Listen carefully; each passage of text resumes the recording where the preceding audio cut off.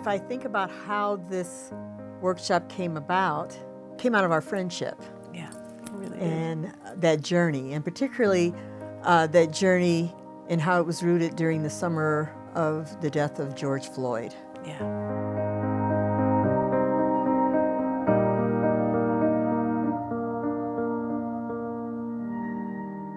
I think we both were going through a time of struggle where we're saying, okay, this has taken place. What is CTU's response? Yeah. Why are we a school of theology and ministry if we're not responding to something right now that's happening in this moment, in these times?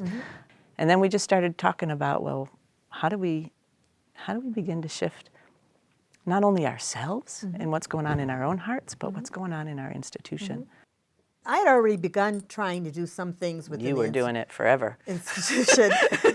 When I came aboard as part of the faculty, I began looking at the syllabi within the classrooms. And I noticed very often that the syllabi were very much still centered in whiteness. Yeah, exactly. And we're becoming a school that's more and more diverse. Right. It was like, what can we do? Yeah, How can we as an institution respond to what's taking place? One of the things you've taught me is if you want to make change, look first at where you can make change, right? There's lots of different workshops on racism, but we were really looking for the angle of what do our students need to know as ministers? How do they accompany those that they're working with at their ministry practicum sites or where they go after graduation?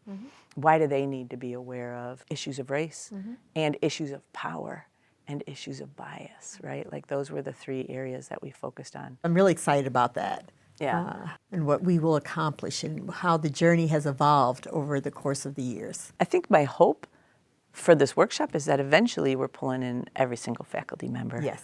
That they have a chance to participate and share their perspective on how being aware of race in a ministerial context is a critical thing. And hopefully one of the things that we hope is that after the students journey through this workshop, that they'll begin looking at CTU in a different way. Yeah.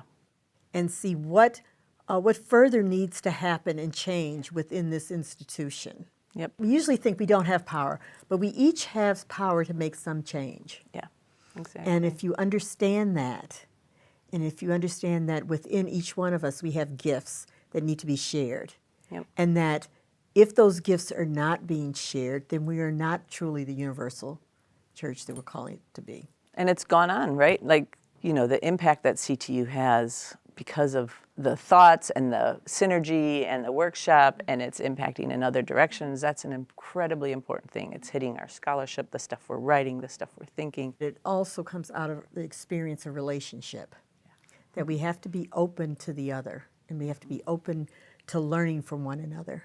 Yep. It's been good having this relationship that has developed over the years, that a relationship that has developed not only how we journey in ministry, but how we journey as scholars. Yeah. And what we are sharing with the broader church.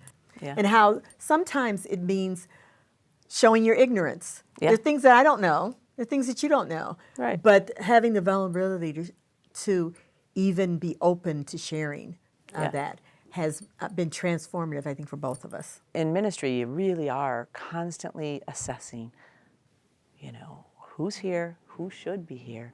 Are we listening to the right voices? Are we allowing the people closest to those decisions make those decisions?